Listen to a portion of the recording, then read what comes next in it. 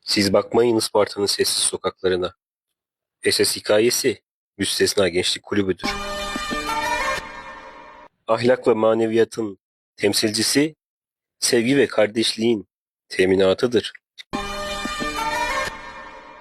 Müstesna gençliğe gelip de huzur bulmayan kalp yoktur. Çünkü müstesna gençlik samimiyet demektir.